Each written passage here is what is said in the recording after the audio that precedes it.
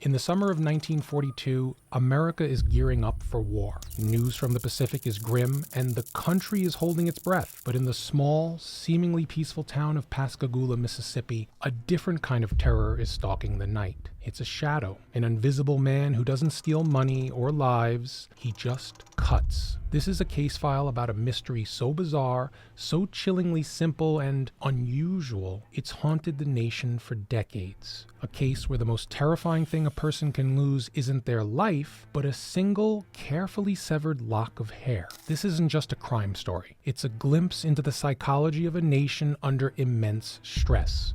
It's the story of a man who preyed on a town's innocence and stole its sense of security. You're watching America's Strangest History, and this is the case of the Phantom Barber of Pascagoula. The first victim was Mary Evelyn. On June 3rd, she awoke to find a single lock of her long red hair gone, left on her pillow like a calling card. 2 weeks later, a young couple, James and Edna, were attacked as they slept. The barber left James alone but seared several inches from Edna's hair. Police were baffled. What kind of monster breaks into a home in the dead of night to steal hair? The media, sensing a story, descended on the town.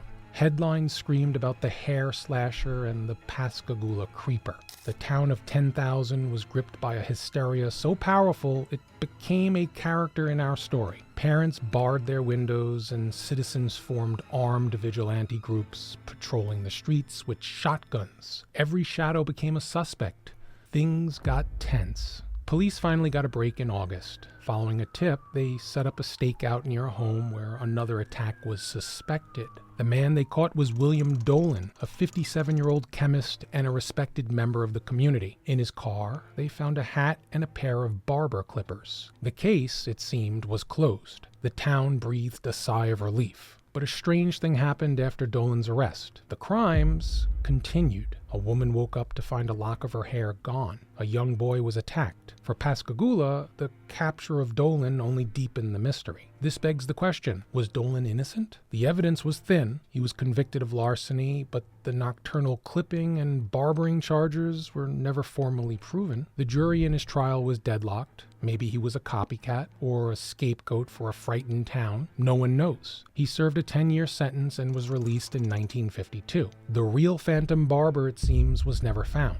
So, the chilling discovery that opened the case wide open. The crimes continued. How's that even possible? It continued while Dolan was sitting in jail awaiting trial. A new wave of attacks struck the town during his period of incarceration. A local woman, Emma Sledge, woke up to find a lock of her hair gone. Does this mean Dolan was innocent? Was he a scapegoat? More questions? Questions that haunted the town for decades. Some historians suggest a theory of mass hysteria, the idea that the initial crimes, few as they were, caused such a panic that later attacks were either imagined or fake. What do you think of that? Others point to a copycat theory, where the real barber inspired a deranged imitator, a person who found a twisted form of power in mirroring the original crimes. Got that? Possible theory, but it doesn't explain who the original barber was. Right? The deepest theory points to a psychological compulsion. This wasn't a crime of violence or theft. This was a crime of pure compulsion. A disturbed individual, possibly a fetishist who derives some sort of pleasure or release from the simple act of cutting hair. They were so psychologically driven that the risk of being caught didn't matter.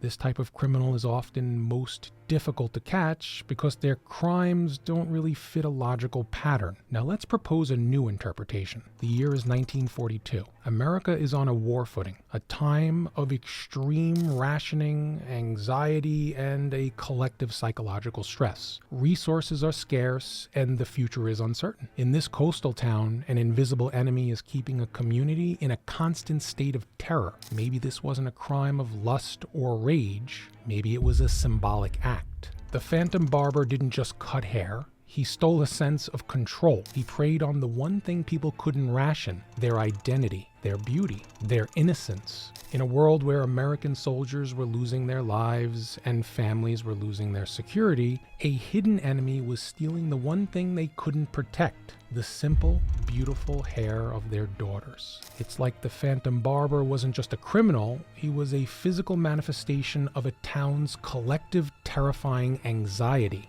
a ghost born from the shadows of war. The case of the Phantom Barber of Pascagoula is more than just an unsolved true crime story. It's a chilling reminder that sometimes the strangest acts can tell us more about the fear of a nation than any history book. So, what do you think?